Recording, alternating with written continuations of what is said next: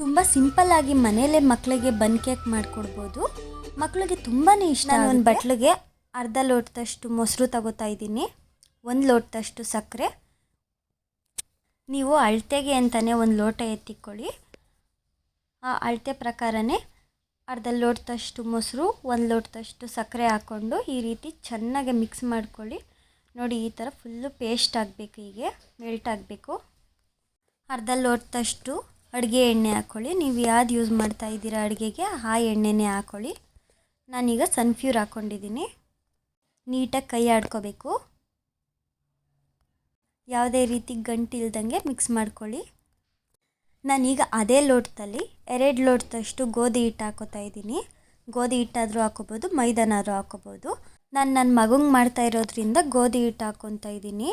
ಚಿಕ್ಕ ಮಕ್ಕಳಿಗೆ ಮೈದಾದಿಂದ ಮಾಡಿದ್ರೆ ಹೊಟ್ಟೆ ನೋವು ಬರುತ್ತೆ, ಅದಕ್ಕೋಸ್ಕರ ಗೋಧಿ ಹಿಟ್ಟು ಹಾಕ್ಕೊಂಡು ಮಾಡ್ಕೊಳ್ಳಿ ಚಿಕ್ಕ ಮಕ್ಳಿಗೆ ಮಾಡೋ ಆಗಿದ್ದರೆ. ನೋಡಿ, ಈಗ ಅದನ್ನು ಹಾಕ್ಕೊಂಡು ನೀಟಾಗಿ ಕೈ ಆಡ್ಕೋಬೇಕು, ಗಂಟು ಬರಬಾರ್ದು. ಅದಕ್ಕೆ 1 ಲೋಟದಷ್ಟು ಹಾಲು ಹಾಕ್ಕೊಂಡು ಮತ್ತೆ ಮಿಕ್ಸ್ ಮಾಡ್ಕೊತಾ ಇದ್ದೀನಿ. ಗಂಟು ಇಲ್ದಂಗೆ ಕೈ ಆಡ್ಕೋಬೇಕು.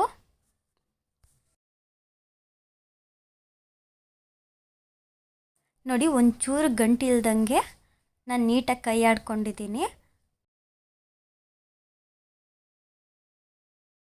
ನೋಡಿ, ಈಗ ನೀಟಾಗಿ ಕೈ ಆಡ್ಕೊಂಡಿದ್ದೀವಿ.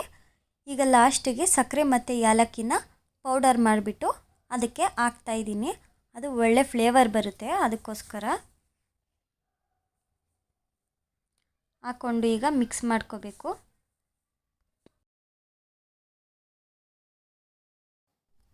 ನಾನಿವಾಗ ಇಲ್ಲಿ 2 ಬಟ್ಲು ತೊಗೊಂಡಿದ್ದೀನಿ. ಅದಕ್ಕೆ ಸ್ವಲ್ಪ ಎಣ್ಣೆ ಹಾಕ್ಕೊಂಡು ಅದನ್ನ ನೀಟಾಗಿ ಸ್ಪ್ರೆಡ್ ಮಾಡ್ಕೊತಾ ಇದ್ದೀನಿ. ಮತ್ತು ಗೋಧಿ ಹಿಟ್ಟು ಇಲ್ಲ ಮೈದಾ ಇವೆರಡರಲ್ಲಿ ಯಾವ್ದಾರು ಒಂದು ಹಾಕ್ಕೊಂಡು ನೀಟಾಗಿ ಸುತ್ತ ಆಗಂಗೆ, ಆ ಬಟ್ಲು ಸುತ್ತ ಆಗಂಗೆ ಪೌಡರ್ನ ಉದುರಿಸ್ಕೊಳ್ಳಿ. ಯಾಕೆಂದರೆ ಕೇಕ್ ಬಟ್ಲಿಗೆ ಅಂಟಬಾರ್ದು ಅಂತ. ಈ ಥರ ನೀಟಾಗಿ ಪೌಡರ್ನ ಸ್ಪ್ರೆಡ್ ಮಾಡಿದ್ರೆ ಕೇಕ್ ಒಂಚೂರು ಬಟ್ಲಿಗೆ ಅಂಟಲ್ಲ. ಈಗ ಅದನ್ನ ಅದರೊಳಗೆ ಹಾಕ್ಕೊತಾ ಇದ್ದೀನಿ.